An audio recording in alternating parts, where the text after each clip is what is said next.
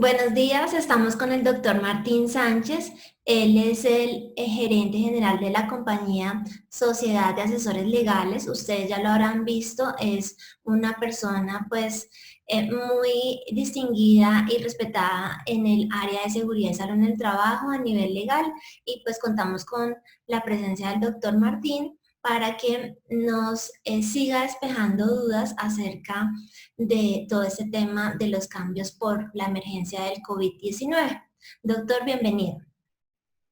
Muchas gracias, Diana. Buenos días. Qué gusto que me tengas por acá y vamos entonces a conversar acerca de cualquier duda que tengan respecto de la nueva legislación que ha venido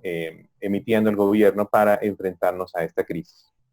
Bueno, primero que todo hay que decir que ya el doctor Martín, a través de otro canal de YouTube que es Safety Ya, nos hizo una exposición magistral acerca de todas las alternativas que nos ofrecía la circular 021. Si quiere, por favor, doctor,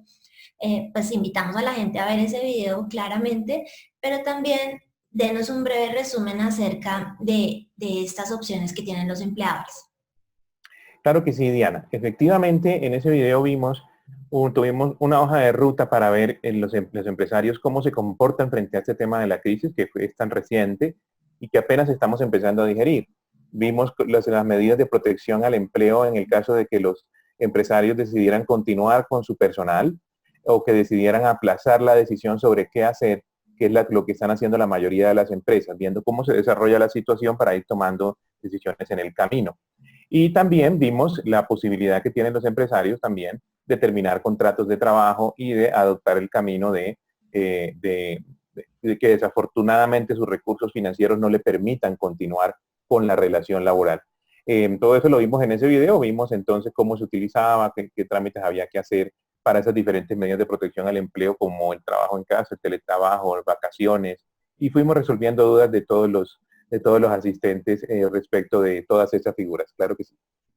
Ok, ahora entonces continuemos con los nuevos decretos pues que no alcanzaron a quedar hasta el momento de grabación de ese video. Entonces, pues cuéntenos qué hay de nuevo a partir de la circular 021 que ha surgido por parte del gobierno para los empleadores a nivel laboral.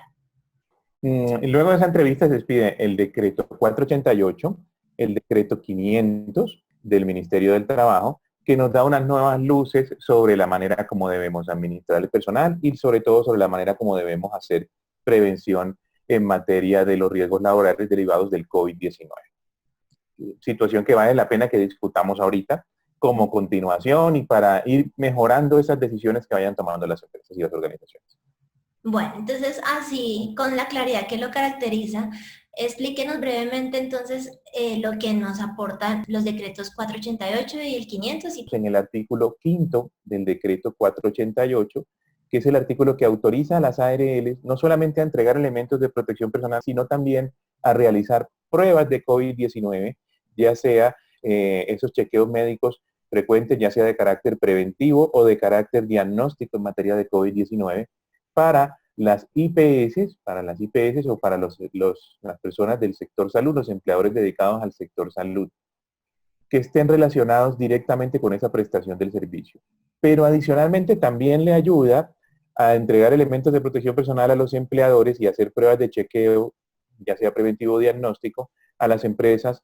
que trabajan con terminales de transporte aéreo, marítimo, terrestre, control fronterizo, cuerpo de bomberos, defensa civil y Cruz Roja. Esa misma autorización que se da en el decreto 488 a las ARLs del sector privado, se da a través del decreto 500 a la ARL del sector público, que es positiva.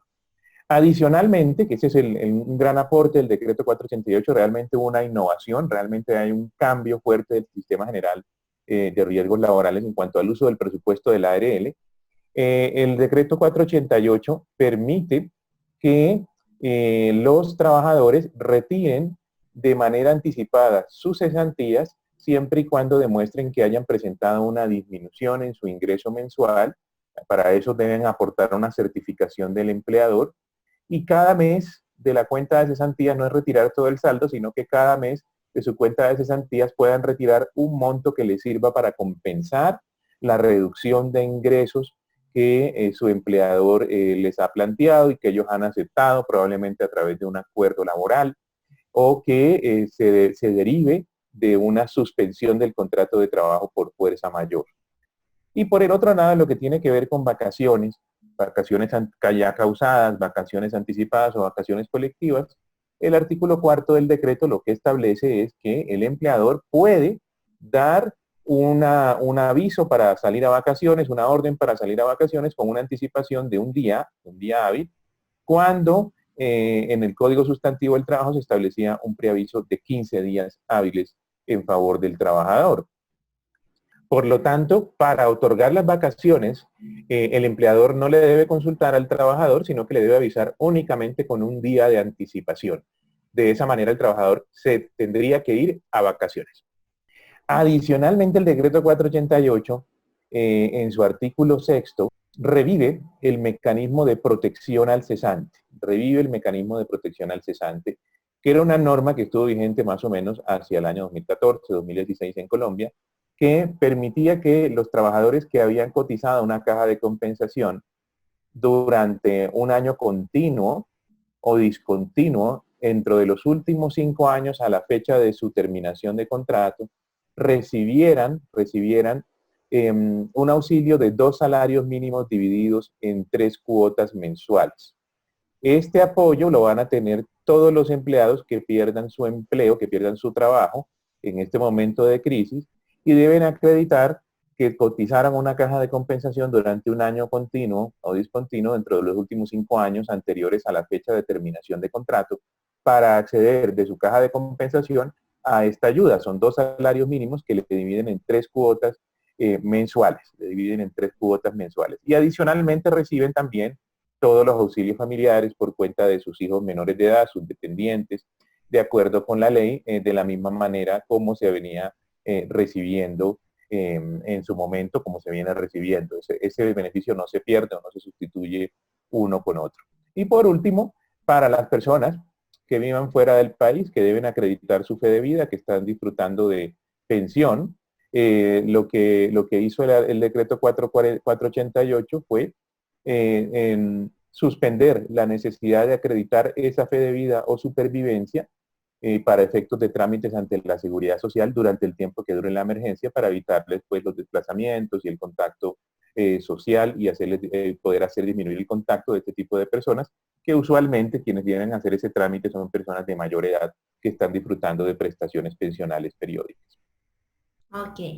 A nivel del decreto 500, entonces, ¿cuál es como la principal diferencia? Esto es lo que hace el decreto 500, simplemente extiende a las ARL, a la ARL positiva, a la ARL del sector público, la posibilidad de entregar esos elementos de protección personal y hacer pruebas a sus afiliados. Adicionalmente, al decreto 500, el mismo Ministerio del Trabajo expide la circular 029, en donde precisa los alcances de la medida de entrega de los elementos de protección personal, para recordarle a los empleadores que las normas sobre entrega de elementos de protección personal que están contenidas ya desde hace tiempo en la Ley Novena del 79, en el Código Sustantivo del Trabajo, en el Decreto 1295 y otras normas, siguen vigentes. Es decir, que los empleadores siguen teniendo la obligación de aportar o de entregar a sus trabajadores elementos de protección personal. Que lo que se adopta a través del decreto 488, el decreto 500, es en realidad un apoyo de las ARLs a los empleadores, pero que los empleadores siguen teniendo la obligación de entregar a sus trabajadores los elementos de protección personal que correspondan. Esto nos ayuda a solucionar discusiones como, por ejemplo, las que tengan que ver con selección de los elementos de protección personal. Se espera que las ARLs hagan una selección y una entrega de unos elementos estándares de protección personal para todos sus afiliados, de manera que les permita una compra organizada y una ayuda en condiciones de igualdad a todos sus afiliados. Pero si el empleador establece dentro de su proceso interno, dentro de su sistema de gestión de seguridad y salud en el trabajo, que sus propios trabajadores necesitan unos elementos de protección personal diferentes a los estándares o con unas características especiales, el empleador debe suministrar esos elementos con esas características especiales a sus propios empleados. Y el otro punto tiene que ver con la exposición de los trabajadores. En la circular 029, el Ministerio del Trabajo nos trata de explicar en una posición que tiene, que seguramente después generará algún tipo de discusión, que a los trabajadores a los cuales las ARL les va a entregar directamente los elementos de protección personal, va a ser a los trabajadores que en la circular 17 del año 2020 se clasificaron como trabajadores con riesgo de exposición directa al COVID, que son aquellos trabajadores cuya labor implica contacto directo con individuos clasificados como sospechosos o confirmados en materia de afectación por el virus COVID-19. Estas personas son principalmente las del sector salud y que los trabajadores de la circular 17 de 2020 del mismo Ministerio del Trabajo, que son trabajadores clasificados con exposición indirecta, y los trabajadores clasificados con exposición intermedia, tienen derecho a que le entreguen los elementos de protección personal sus propios empleadores, Esta circular tiene la finalidad de, o busca hacer una claridad. Seguramente nos va a generar unas discusiones jurídicas que vamos a tener en el futuro. Es decir, lo que debe hacer un empleador que trabaja con el sector salud, que trabaja en el servicio de transporte marítimo, aéreo, que trabaja con Cruz Roja, bomberos, defensa civil, que forma parte de la cadena de contratistas de una IPS para personal administrativo de apoyo, por ejemplo, su vigilancia privada, es solicitar de su ARL los beneficios del decreto 488 o 500 según corresponda, y esperar que la ARL le defina si para esa ARL es beneficiario de la medida o no, para buscar ese apoyo. Si la ARL determina que no, en virtud de la circular 29, del decreto 488, del decreto 500, entonces pues no le va a dar las ayudas. El empleador tiene que saber que por esa decisión de la ARL no queda exonerado de entregar los elementos de protección personal. Tendrá que entregarlos, y si lo desea, después tendrá una discusión legal de índole judicial con su ARL para que le reponga el valor del dinero que gastó, o para exigir esos beneficios en condiciones de igualdad con los otros empleadores, o discutir el contenido de la circular 029. Porque muy seguramente, como todas las normas, va a generar problemas de interpretación. En nuestra opinión, el decreto 488 y el decreto 500 son muy claros en la población objeto, pero eso no significa que muchas personas o muchos empleadores se consideren beneficiarios de la medida, porque consideren a sus trabajadores con el riesgo de exposición directa al virus del COVID-19, que es la nueva variable que me entrega la circular 029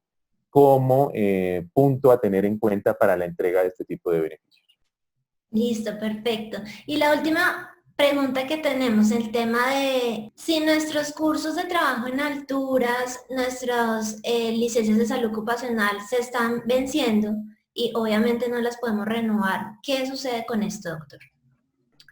Bueno, esa pregunta fue resuelta el 28 de marzo con el decreto legislativo número 491 de 2020. A través de ese decreto, en el artículo 8 del decreto, se establece que los certificados, los permisos, las autorizaciones o las licencias que venzan durante el tiempo de vigencia de la emergencia sanitaria, no solamente durante el tiempo del aislamiento o de la cuarentena, sino durante toda la vigencia de la emergencia sanitaria, y que no se pueda realizar el trámite de renovación porque las entidades estén con términos suspendidos, porque las entidades estén atendiendo la crisis y hayan dilatado esos trámites de renovación o los hayan suspendido por corto tiempo o por ese tiempo. Entonces, se va a entender que el permiso, la autorización, el certificado o la licencia se prorrogó automáticamente hasta por un mes más, contados a partir de la superación de la emergencia sanitaria. Entonces, si mi licencia se me vence, mi licencia en seguridad y salud en el trabajo se me vence durante este tiempo de emergencia sanitaria, yo voy a tener, después de que ya superemos la emergencia por parte del Estado que saque una resolución en donde diga que se declara superada la emergencia, voy a tener un mes más para hacer mis trámites de renovación porque mi licencia se va a mantener vigente durante todo el tiempo de la emergencia y un mes más. Entonces no habría ningún problema. Listo. Bueno, pues muchísimas gracias, doctor Martín. Muy amable por toda la explicación que hemos recibido. Ha contestado todas nuestras preguntas y pues esperamos que nos siga aportando, sea en este canal, en otros, seguir contando con su asesoría de la Sociedad de Asesores Legales para pues que los empleadores tengan este recurso y puedan seguir, digamos, en cada caso puntual, como usted nos lo explicaba, teniendo la ayuda idónea. Claro que sí, en todo lo que yo les pueda ayudar, con mucho gusto y quedo muy al pendiente de cualquier inquietud que ustedes tengan en el futuro. Muchas gracias, Diana.